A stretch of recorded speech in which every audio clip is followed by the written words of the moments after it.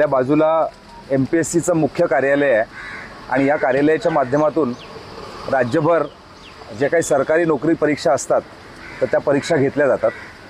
गेले अनेक वर्ष MPSC स्वतः ऑफलाईन पद्धतीने परीक्षा घेते आहे आणि त्याच्यात सर्वजण समाधानी आहेत। आज महाराष्ट्रात जवळजवळ 50 ते 60 लाख मुलं स्पर्धा परीक्षांची तयारी करतात आणि आपली नवी मुंबईच नव्हे तर पनवेल, ठाणे, रायगड, कल्याण, डोंबिवली आणि महाराष्ट्रातल्या सगळ्या जिल्ह्यांमध्ये आणि शहरांमध्ये गावागावामध्ये मुलं MPSCची परीक्षाची तयारी करत असतात।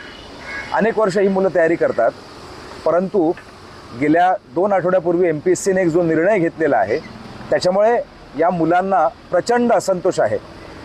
MPSCने ज्या पूर्वी परीक्षा ऑफलाईन पद्धतीने घ्यायची त्या सगळ्या ती परीक्षा आता ऑनलाईन पद्धतीने घ्यायचा निर्णय घेतलेला आहे आणि तो जाहीर पण करून टाकलेला आहे। सरकार किंवा स्वायत्त संस्था एखादा निर्णय घेते त्यावेळेस लोकांची सुद्धा काय भूमिका आहे, विद्यार्थ्यांची काय भूमिका आहे, शिक्षकांची काय भूमिका आहे, या क्षेत्रातले काय तज्ज्ञ मंडळी आहेत त्यांची काय भूमिका आहेत, तंत्रज्ञांच्या काय भूमिका आहेत, या भूमिका जाणून घेणं आणि त्यानुसार निर्णय घेणं अपेक्षित असतं। दुर्दैवाने या निर्णयामध्ये कोणालाही विचारात न घेता, कोणाचंही मत ग्राह्य न धरता हा परस्पर निर्णय घेतलेला असल्यामुळे राज्यभरात हजारो विद्यार्थ्यांचे उत्स्फूर्तपणे मोर्चे निघत आहेत। 2 दिवसापूर्वी संभाजीनगरला मोर्चा निघाला, त्याला जवळजवळ 10,000 लोक होती।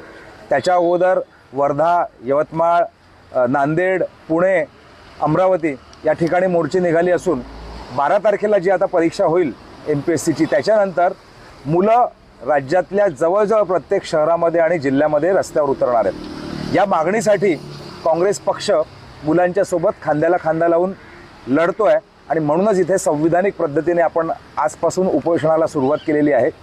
आपल्या या व्हिडिओच्या माध्यमातून माझी सर्वजणांना विनंती आहे की आपण स्वतः या विद्यार्थ्यांच्या संवेदनशील मागणीला 4 तास, 8 तास किंवा 12 तास तुम्ही स्वतःही इथे उपोषणाला बसून एक समर्थन द्या, कारण हा भविष्यात महाराष्ट्र सरकार चालवणारा हे भविष्यातले अधिकारी आहेत आणि म्हणून त्यांना त्यांच्या मागण्यांसाठी आपण न्याय देणं हे प्रत्येक नागरिकाचं कर्तव्य आहे।